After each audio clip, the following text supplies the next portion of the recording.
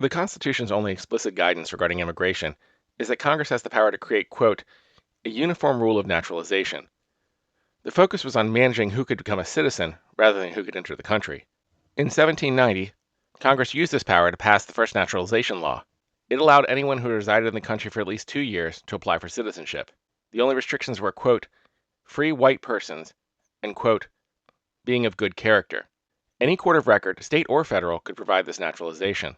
In 1795, the residency requirement was increased from 2 to 5 years, with 3 years' notice of intent to apply being added as a requirement. In 1798, the residency requirement was increased to 14 years, with a 5-year notice of intent to apply. In that same year, the Alien and Sedition Act passed, which included a provision known as the Alien Enemies Act. This provision gave the President the power to authorize the arrest, relocation, or deportation of anyone over the age of 14 who hailed from a foreign country, but only in the event of declared war or invasion. In 1802, the 14-year residency requirement was reverted back to 5 years. In 1819, the Steerage Act stated that ships could only bring 2 passengers for every 5 tons of ship capacity. This law also required ship captains to provide information on who they brought to the country.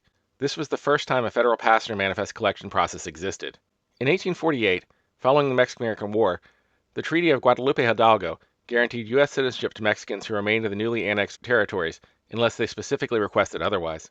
In 1857, the Dred Scott decision ruled that people of African descent are not included and were not intended to be included under the word citizens in the Constitution.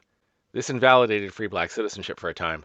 But the Civil Rights Act of 1866 overturned this, stating, quote, that all persons born in the United States and not subject to any foreign power, excluding Indians not taxed, are hereby declared to be citizens of the United States, and such citizens of every race and color, without regard to any previous conditions of slavery or involuntary servitude. This was then formally affirmed and expanded by the 14th Amendment, which stated, quote, all persons born or naturalized in the United States and subject to the jurisdiction thereof are citizens of the United States and of the state wherein they reside. In 1870, the law was further clarified to say that those born in Africa and persons of African descent born in America were groups allowed to be nationalized. However, the law excluded Asians from being allowed to be nationalized, although they were not prevented from entering and living in America. This could vary at the state level, as for example, California prevented Asians from buying property. The first federal immigration law that restricted immigration into the country came in 1875 with the Page Act. It banned, quote, undesirable immigrants, defining them as forced labor from East Asia, East Asian women engaged in prostitution, and anyone convicted of certain non-political crimes in their home country. This despite the Burlingame Treaty of 1868 between China and the United States, specifically calling for expanding immigration from China to America. In 1882, Congress passed the Chinese Exclusion Act, specifically limiting Chinese immigration for the next 10 years for laborers and requiring a certificate of residency for those already living in the United States. In 1884, this was expanded to ethnic Chinese regardless of where they were born, in China or another country. The 10 years was extended several times until it became a permanent ban in 1902. This ban wasn't repealed until 1943. Also in 1882, a so-called head tax of 50 cents was added for most immigrant passengers. This tax was increased to $4 in 1907. In 1885, the Alien Contract Labor Law was passed to prevent migrant labor contracts, including paying for migrant transportation as part of a labor contract. In 1891, for the first time the federal government took control of immigration supervision from the states, creating the Federal Bureau of Immigration under the Treasury Department. In 1892, the first federal inspection station on Ellis Island was opened, and laws expanding the restrictions on immigrants with contagious diseases from entering were passed. In 1903, after President McKinley was assassinated, the Anarchist Exclusion Act added known anarchist agitators to the list of who could be excluded from entering the country. The Naturalization Act of 1906 created the Bureau of Immigration and Naturalization to record naturalizations, centralizing the authority with federal courts. In 1913, California passed laws which prohibited any racial group ineligible for citizenship from buying land. This law remained in effect until 1952. The Immigration Act of 1917 added a literacy requirement and barred immigration from the East Asian Barred Zone, which included most of Asia. In 1921, the Emergency Quota Act limited the number of immigrants from a given country to an annual 3% of the total number of foreign-born immigrants from each nationality who were living in the United States as of the 1910 census. This was created in part to curb Italian and Eastern European immigration. In 1922, the Supreme Court formally defined white as belonging to the Caucasian race to exclude a Japanese man seeking citizenship. In 1923, South Asians were formally declared as not white, and many naturalized South Asians were stripped of their citizenship as a result. The Immigration Act of 1924 reduced the 3% quota to 2% and the census year from 1910 to 1890 in order to further limit immigration quotas. This is the same year the U.S. Border Patrol was created.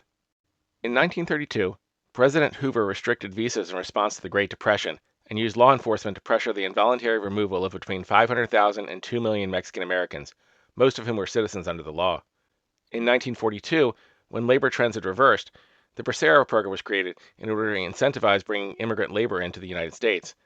But in 1954, when immigrant labor was viewed as a problem, the Eisenhower administration increased enforcement on work certificate requirements, arresting and deporting Mexican laborers who were not in the Bracero program.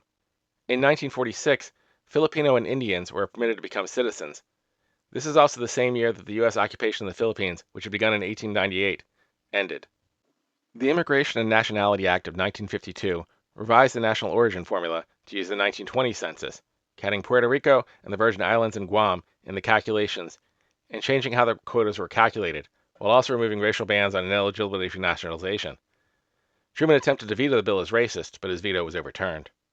The Immigration and Nationality Act amendments of 1965 abolished the quota system entirely and added the first ever restrictions on immigrations from countries in the Western Hemisphere, such as Mexico and Latin America, who had previously only faced work restrictions and paperwork barriers, rather than any kind of immigration quotas or caps.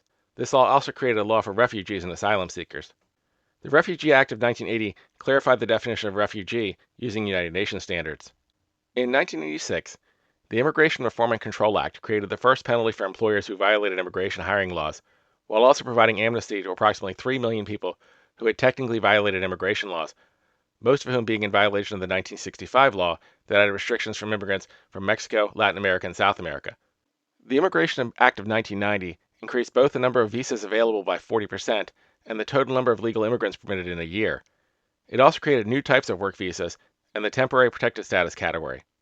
In 1996, Congress passed the Anti-Terrorism and Effective Death Penalty Act and the Illegal Immigration Reform and Immigrant Responsibility Act, which dramatically expanded the list of crimes that could trigger deportation, including mandatory detention from any non-citizens. Also, it sharply limited the amount of judicial review that was needed for immigration cases. With the exception of the Real ID Act of 2005, this bill was the last comprehensive immigration reform passed in the last 30 years. History is awkward.